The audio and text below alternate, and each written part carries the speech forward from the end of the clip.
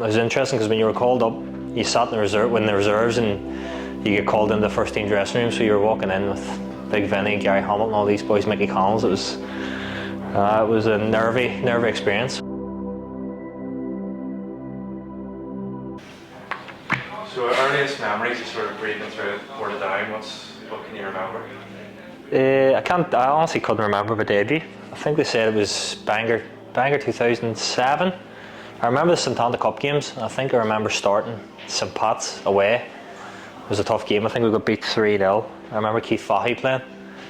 But I can't really remember. It could have been Bangor in the Irish Cup, I think, was my earliest memory. But I remember the kit, the Adidas kit, because I loved the Adidas kit. And then we changed it, I think, about a year after. But that was probably my earliest memory of starting, coming right through the youth team and playing reserves and all, and then getting the call up. It was interesting because when you were called up, you sat in the reserves, and you get called into the first team dressing room. So you were walking in with Big Vinny, Gary Hamilton, all these boys, Mickey Collins. It was a nervy experience. And just being such a big club, what was the first feeling like when you walked out of that tunnel as a Portadown player? What did that feel like? It was different. I wasn't here. It was over the far side. So you used to walk down the wee tunnel and be sort of squashed in. And I just remember you come out in the cages there and the fans, and obviously you looked over at the shed. The old shed was there, and that's where all the Highlands were. So it was always a great atmosphere, especially playing the big games. And when I was breaking through, Portadown were challenging for leagues and challenging for cups, and there was a massive atmosphere and everything around the place that obviously we're trying to bring back now. But it was just great experiences. Yeah. So Shamrock Park kind of touched on it, but all the years you played here and coming back here, what significance has that had in your playing career? Yeah, obviously growing up, coming to the games, I used to watch the stock cars and then watch the football. It was the track was around it. All the memorable games, I said, the winning leagues and winning cups, and all the massive players that have come through. And I always remember watching Keith O'Hara and Kyle Neal and these players coming through, Greg Davison, and just in the stand watching them, and then obviously making my debut and coming through and playing so many years here. I had some great memories, great games, and obviously winning the cups as well. It's been fantastic to play for as long as I have with Portadown. It's great. Okay. So there he is, the man himself. Yeah. Ronnie obviously he has played a massive part in your career. What does Ronnie mean to you? Yeah, well, obviously Ronnie, coming through, has always guided me and advised me, and still does. Still watches the highlights, still gives me tips and tells me where I went wrong and everything. But obviously, role model for me coming through. Invested so much in the club and as me as a person. You're sort of indebted to him. Portadown as a whole, I think, is indebted to him to when he came in and the success going forward. But me personally, in my career, I think I obviously wouldn't be here if it wasn't for him. So he can be harsh as well as he tells you it straight, and that's what you want from a manager. Is he tells you straight and tells you sometimes what you want to hear, but sometimes things you don't want to hear that makes you better and improve as a player, but as a person as well. And having achieved so much in all the silverware that he brought here, what do you think was Ronnie's secret in his time at Portadown? I think it's man management. I think when you look at it going through all the success he had the ability to find a player, but he had also the ability to manage good players, and manage probably players that like to give a wee bit of trouble and like to act out a wee bit. He was always good at getting them on side, and there's so many down the years that have come here from Stevie Can right the way through that quality players that he brought to the league from everywhere. So I think probably his man management was the best. Yeah. So that was the last time Portadown won the League Cup. Any memories of that day, and what did it mean to you, the lift the League Cup? Yeah, it was a while ago.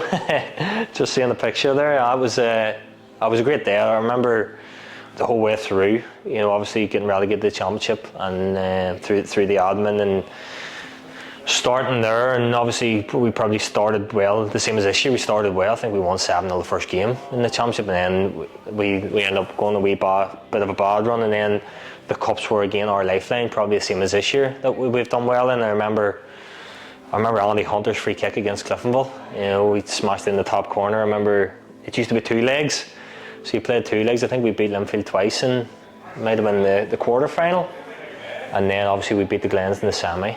We had Newry in the final. I remember it being a real nervy game. I think Gary McCutcheon scored early on, and I think it was Chris Morgan maybe hit the crossbar for Newry late in the game. But yeah, it was fantastic day to win the cup, and that was my first bit of silverware. You know, I think he was probably 20 or something. You know, so great memories and a great day to win the cup. Awesome. So this is kind of not a Portadown moment, but playing in that Irish League Select game against Man United, this full-strength Man United team, what's your memories of that as a day and an occasion and coming up against them players? Yeah, I think it was just a surreal occasion. You know, the Harry Gregg testimonial, Davy Jeffrey managed us and picked the Select team, and you know, it was an honour to be in the pitch and play. I think it was strange. I think I was marking Berbatov for corners and stuff. You know, it was a surreal occasion. But one of my most fondest memories, probably, you know, playing in front of such a massive crowd and the players on the pitch. You know, likes of Scholes and Rooney, them boys around the pitch were it was crazy. Just to play against them was a fantastic experience. And Martin O'Neill, I think he was helping out in the management side of it too.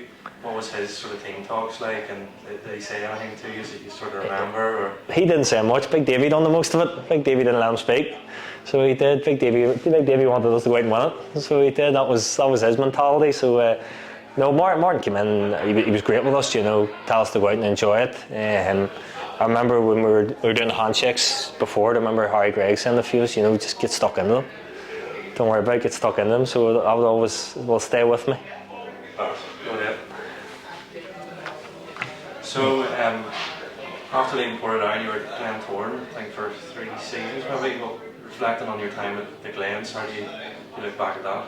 Yeah, I think it's, you know, I moved on from here and went to the Glens, you know, another massive club with massive expectations, and probably just going through a wee bit of transition period, you know, when I first signed. And obviously the big 2 games were fantastic, and that's probably the most fondest memory of the Glens is the big 2 games, because we done quite well, especially against the big teams. We were really competitive, and I remember beating Linfield in one of the playoff games for the European qualification and stuff. So that would always, it's always a fond memory of being in the Glens. But it's a massive club, massively supported club, with a lot of history and a lot of expectation. And again, you're sort of seeing it now with the whole investment, everything that's going through. There's still massive expectation, and again, a massive club.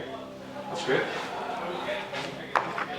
So looking at some of the players you played with at Portadown, some big names, or maybe you're obviously not on that photo, but is there anybody you look back on over your time at Portadown and just think what a player they were? Is there anybody that really stands out for you? Listen, I've played with so many, you know, it's hard to think. You know, when I came through, you had Mickey Collins and Richie Clark in midfield, and Gary Hamilton, you had Big Vinny up front. You know, you had quality players the whole way through. In my career, you know, Keith O'Hara played for years, fantastic player.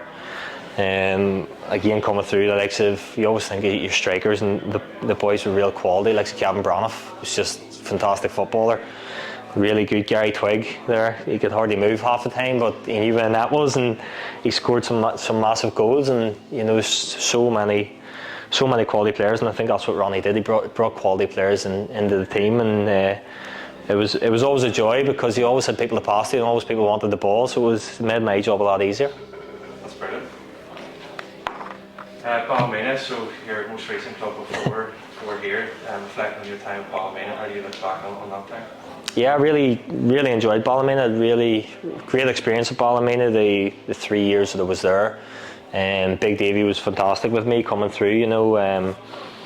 Again, probably a bit like Ronnie in the way he managed and the management style he had, and really was great for motivating our team, motivating our squad. And I think Ballymena under Davy, you always just think of, he got so much out of you. He got the most out of you as you could. And obviously we went to two Irish Cup finals when I was there.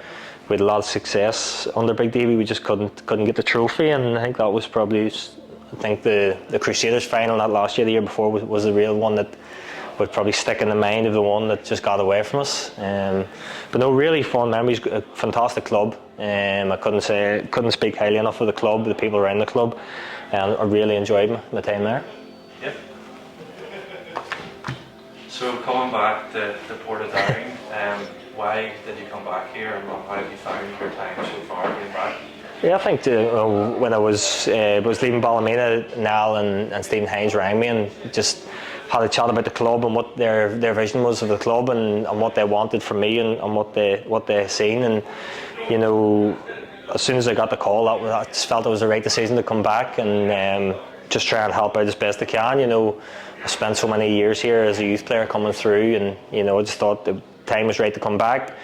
Obviously a lot's changed since I've come back, and I think hopefully we're going the right direction. You see that by this season of what we achieved already, and hopefully what we can achieve. And I think one thing I would say is it's turned into a real family club. You know, looking around the place and the things we're doing behind the scenes is fantastic. And you know, it's obviously my club, being from the town and everything. So really, it wasn't a hard choice coming back. That's great. So two important people there. I think that was an Anna game around Christmas time. Just Boxing Day. Yeah, your family and sort of the importance of them and your life. Really, how sum that up if you can. Yeah, obviously my biggest supporters. You know, my wife Rianne, my daughters Ruby and Ray. You know, it wouldn't. Just fantastic. Just when you get this age of your life and you're becoming a father, and you know, it means so much to you. And Ruby loves coming to the games, and she's just fascinated with the whole thing. So it's just fantastic. They're always there to support me. Again, they're probably laying in the house now, just waiting for me to get home, sort of thing.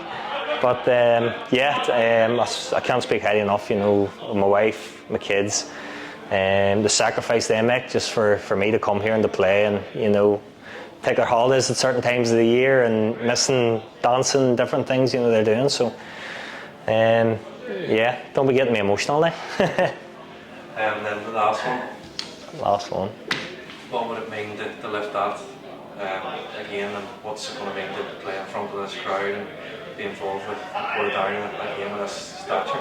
Yeah, obviously it's going to be a massive game, and we know we're going in as underdogs. We know Linfield are going to be the favourites in many people's eyes, and rightly so. You know, the most successful team in the country for years now. So I think we'll go there and we'll embrace the occasion, and we'll give it a go like we've done, I think, the whole way through. You know, I think other than probably the first round, we've been underdogs in every game we've played. So yeah, we'll have to go there. Obviously, their home ground. I think the odds are stacked against us, but you know, we have a lot of belief in the squad and the players we have, that we can go and have an upset, and you know, hopefully the luck's on our side this year.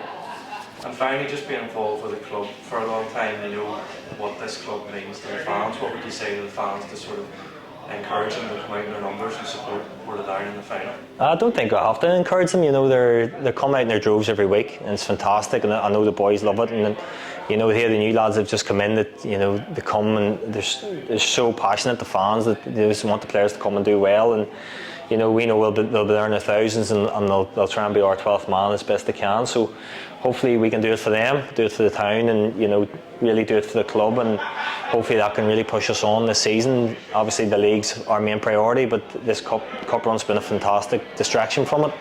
So hopefully all we can do is go there and give a good account of ourselves, and you know, as I say, hopefully luck's on our side on the day.